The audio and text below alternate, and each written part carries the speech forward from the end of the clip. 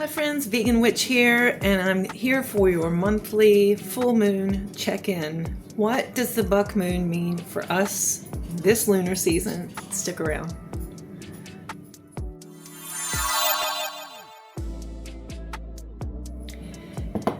In my last video for June's full moon, the strawberry moon, I mentioned that, yes, excellent, this is one of those full moons that is not about killing animals, but actually is about honoring the plant world and plant-based eating.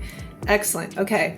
Well, first off, before I continue, I want to say, if you're new here, my name is Dr. Corey Wren. I'm a vegan sociologist, a vegan witch, a vegan feminist, and all things vegan. And part of my book project, Vegan Witchcraft, was to reclaim witchcraft, the culture of witchcraft, the practice of witchcraft for vegans, because I think there's a lot to harness there. And I also believe that vegans can really, really benefit from working with the moon. Okay, so there's that. And when I'm looking at the moon cycles historically, they have been sort of a historic calendar, basically, and allowed people to know when to work with natural cycles, agricultural cycles. Unfortunately, that had been hijacked under the age of domestication as markers, basically, of when and how to kill animals, to harm animals, to harass animals. So I have been really actively thinking about how to reclaim the magic moon cycles, the magic moon calendar for us as vegans, as human beings who live in nature, who live with animals, and to find again, to reclaim that legacy of when we lived more symbiotically with other animals and we were all guided by the moon.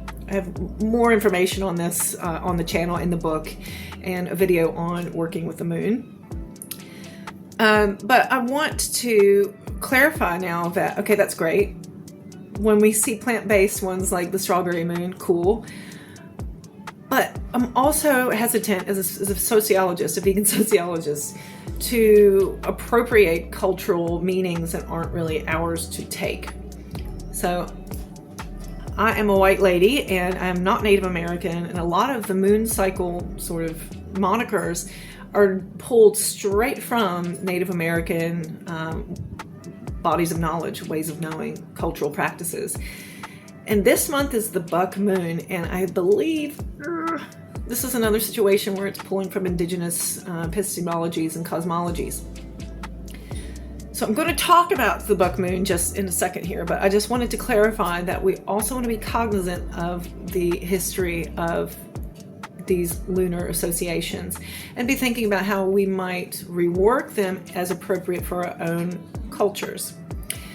So for me, as a white lady who's born in the United States, Native America is not mine to claim, for sure. But as someone who probably has roots in Ireland and England, Scotland, I think most people, I'm from Appalachia, and most of us are Scot-Irish. Maybe we can be working with what's going on in the British Isles. So for me here, living in the UK, I'm in Southeast England, this is berry season, and indeed some people do refer to the July full moon as the berry moon. Yeah, maybe we can work with that. But now let's talk about the buck moon, because that's what most people think about when they think about the July full moon. So although so many of these moons have to do with harming animals, like the speciesist calendar, if you will, the buck moon is actually interesting. In Native American cultures, oftentimes this is seen as a time of renewal.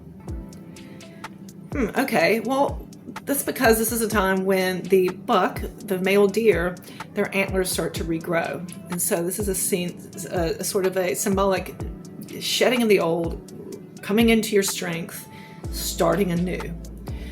And that really is what the whole full moon is all about. The full moon is about a culmination of a journey that you've been on. Your power has been maximized, and now on to the next phase.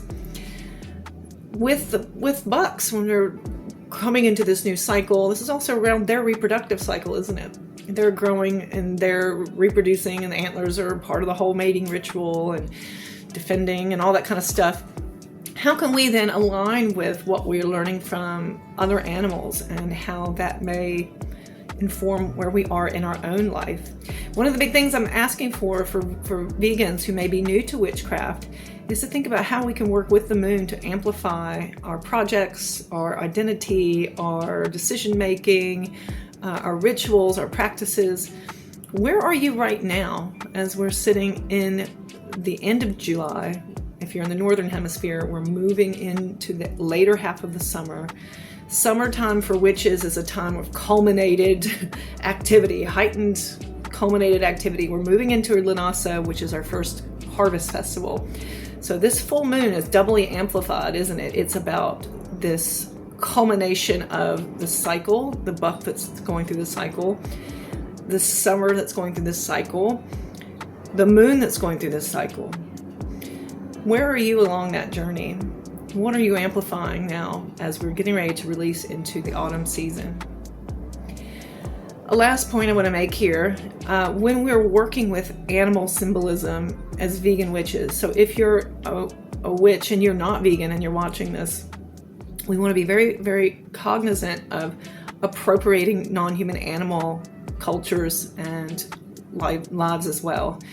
Because too often in witchcraft, we only work with animals symbolically, and we reduce them considerably. Like, all deer do this, all owls do this, all cats do this, and we reduce them, we reify them, we objectify them, and that is problematic for any marginalized group. We don't want to reduce any group of persons into this stereotype. That's really how discrimination reproduces. But also, especially for deer who have been historically targeted for violence, we don't want to just take what we like from the culture, if you will, and then leave them high and dry when materially in the real world they need our solidarity. It's the same thing when we're talking about Native America. So often in witchcraft and shamanism and all this sort of neo-pagan stuff, we pull from Native American cultures what we like, what's romanticized, we colonize that stuff, use it, but when it's time to show solidarity and step up for people who are still being structurally oppressed, where are the white witches then?